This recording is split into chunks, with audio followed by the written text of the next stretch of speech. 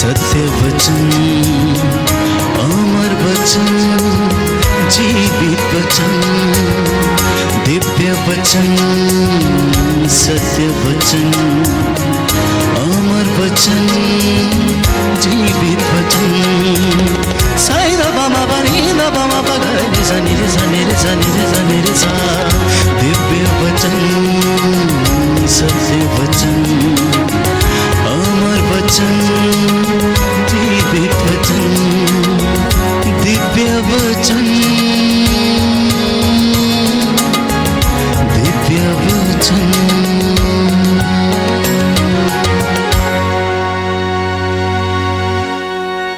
सबको जय यीशु की।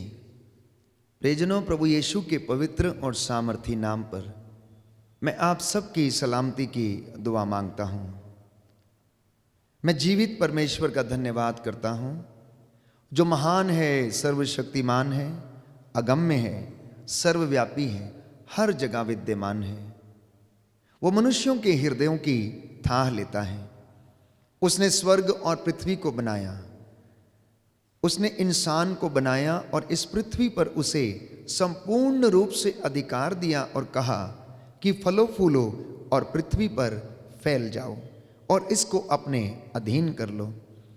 प्रियजनों, जिस परम पिता ईश्वर ने, जो सर्वशक्तिमान है, पवित्र है, जिसने मुझे और आपको बनाया है, आज उसके नाम पर मैं आप सबकी सलामती की दुआ मांगता हूं।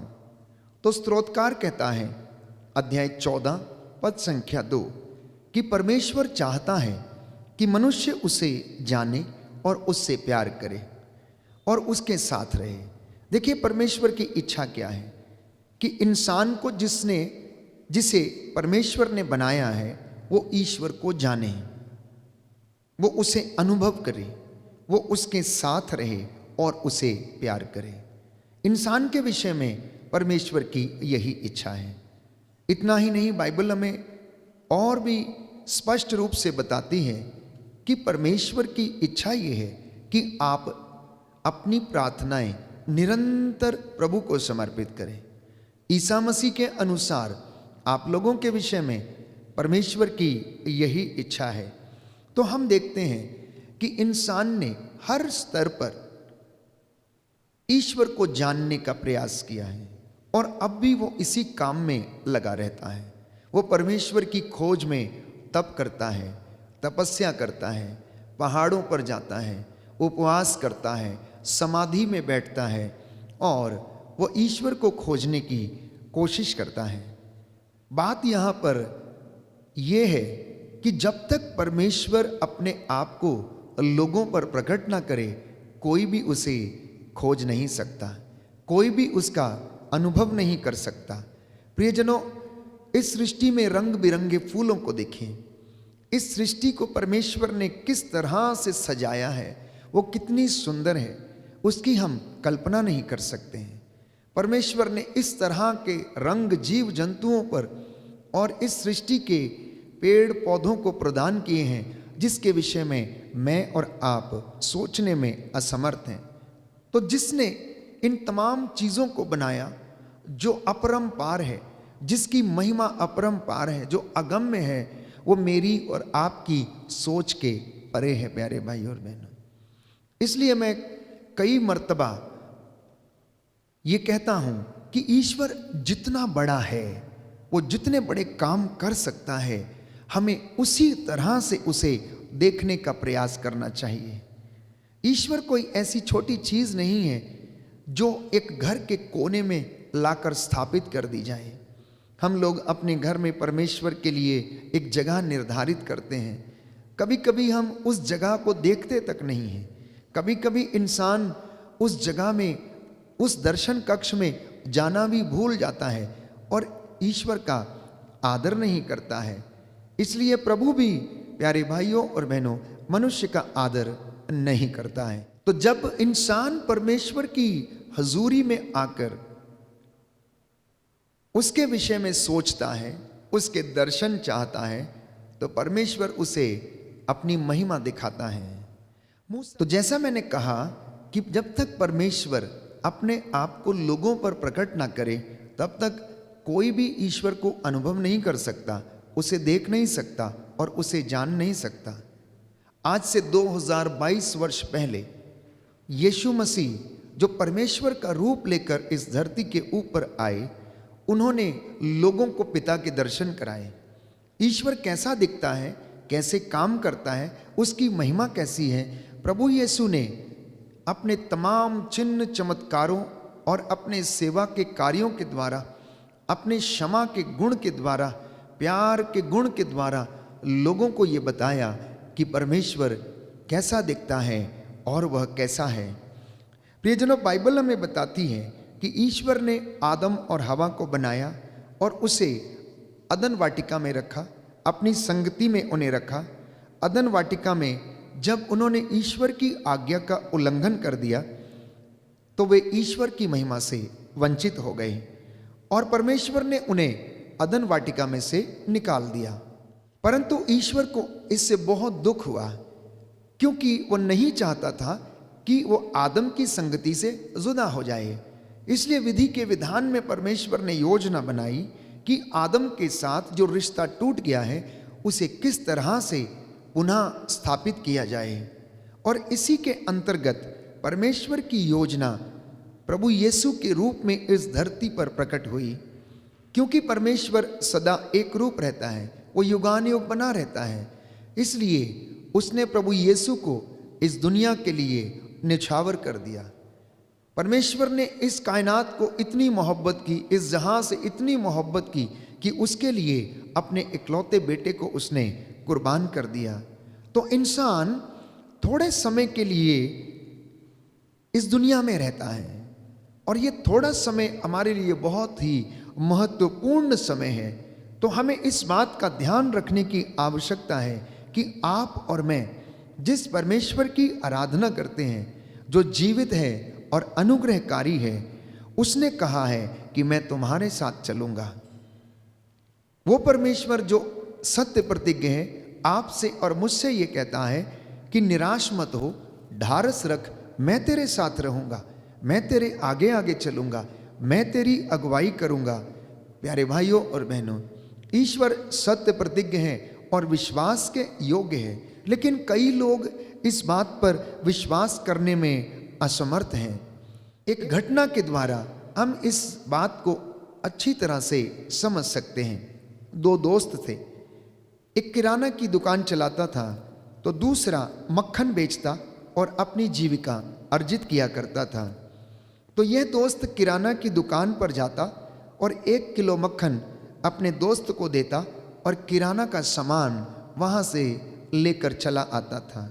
एक दिन उसने देखा कि मक्खन 1 किलो नहीं परंतु 800 ग्राम है। उसे बड़ा आश्चर्य हुआ कि आखिर मेरे मित्र ने मुझसे धोखा क्यों किया है, और उसने उसे बुलाया और अपनी नाराजगी जाहिर की। तो उसके मित्र ने, जो मक्खन बेचता था और उससे जीविका चलाता था, अपने मित्र से कहा, क्षमा करना दोस्त, मेरा तराजू खोटा है, उसका बाट भी खोटा है। मैं तो 1 किलो मक्खन आपकी 1 किलो दी हुई चीनी के द्वारा तोलता हूं और उसे लाकर तुम्हें दे देता हूं। प्रियजनों, इस घटना से हमें बहुत ही अच्छी सीख मिलती है कि इंसान जैसा बोता है वैसा ही काटता है। वो जैसा दूसरों के साथ करता है वैसा ही उसके साथ भी होता है। यदि इंसान अच्छाई बोता है तो उसके जीवन में अच्छाई ही पनपती है, और यदि वह बुराई करता है तो उसके बदले में उसे बुराई ही मिलती है। जिस तरह से इस दोस्त ने, जो किराना की दुकान चलाया करता था, उसका तराजू खोटा था और वह 1 किलो चीनी नहीं परंतु 800 ग्राम चीनी उसमें तुल कर जाती थी, और उसका दूसरा दोस्त उसी चीनी को, प्यारे भाइयों और बहनों, बाट बनाकर 1 किलो मक्खन तोल देता था और अपने मित्र को लाकर दे दिया करता था। आज मुझे और आपको मनन चिंतन करने की आवश्यकता है। तो हमारे जीवन में दुख इन्हीं बातों के कारण है, चिंताएं इन्हीं बातों के कारण है। बहुत से लोग अवसाद से पीड़ित हैं, अटैचमेंट की वजह से बहुत सारे लोग दुखी हैं, सांसारिक चीजों पर आसक्ति के कारण वो बहुत सारी चीजों के कारण परेशान हैं। तो the root of suffering is attachment. दुख का सबसे बड़ा कारण आसक्ति है, मोह है।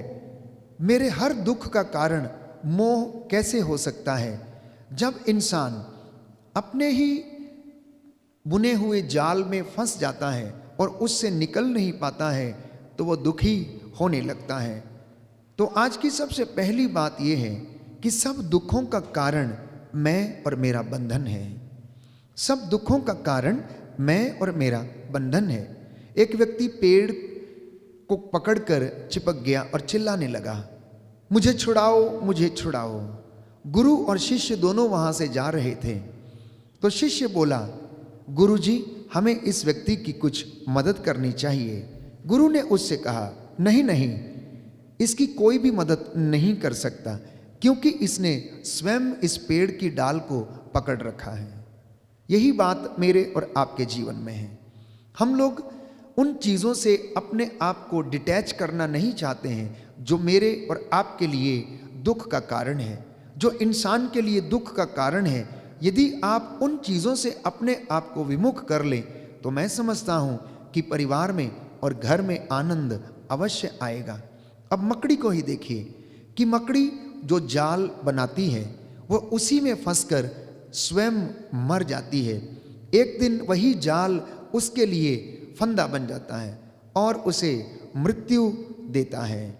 इसी तरह प्यारे भाई, प्यारी बहन, इंसान ने भी अपने लिए ऐसे रिश्ते बनाए हैं, जब वो उन रिश्तों में फंस जाता है, जब उन बुराइयों में वो फंस जाता है, चाहे वो नशा हो, चाहे वो ड्रग्स की समस्या हो या फिर गलत रिश्तों की समस्या हो, जब इंसान इन दुखों में फंस जाता है तो उससे बाहर आने का रास्ता उसे नहीं सूझता और वह दुखी होने लगता है। एक तीसरा उदाहरण शहद में गिरी हुई मक्खी का। मक्खी शहद में जाकर बैठती है, उसका स्वाद लेना चाहती है, लेकिन यदि वो ज़्यादा देर तक वहाँ पर बैठ जाती है तो कुछ ही समय में उसके पंख शहद से गीले हो जाते हैं और वह उड़ने का प्रयास करती है, लेकिन वह उड़ नहीं पाती हैं। आज इंसान के जीवन में भी ऐसी ही समस्याएं हैं कि इंसान जब बहुत सारा आनंद सांसारिक वस्तुओं से प्राप्त करना चाहता है, इन सांसारिक चीज़ों पर आसक्त रहना चाहता है, तो वह उसी में फंसकर नष्ट हो जाता है। प्रियजनों, आज एक महत्वपूर्ण बात प्रभु आपसे और मुझसे यही चाहता है कि हम लोग ईश्वर के राज्य और उसकी धार्मिकता की खोज करें। हम सांसारिक माया मोह में ना फंसें, सांसारिक चीज़ों पर आसक्त ना रहें, परमेश्वर को अपने घर में प्रथम स्थान दें। ऐसे ही जब मन बहुत सी आशाएं करता है और वो आशाएं पूरी नहीं होती तो स्वाभाविक है कि हमारे जीवन में कष्ट आता है, परेशानी आती है, दुख आता है और हम उससे बच नहीं पाते हैं। तो आज के वचन के द्वारा मैं आप लोगों के लिए प्रार्थना करता हूं कि पवित्र आत्मा हर प्रकार के लोभ लालच से आप लोगों को आजाद करें, हर प्रकार के धन माया मोह में फंसने से आपको बचाए। जब व्यक्ति को यह एहसास हुआ कि मेरे सारे दुखों का कारण जो है ये आसक्ति है, अर्थात अटैचमेंट है, तो प्यारे भाई, प्यारी बहन, उसको अपने आप को इन तमाम बुराइयों से जुदा होने की आवश्यकता है।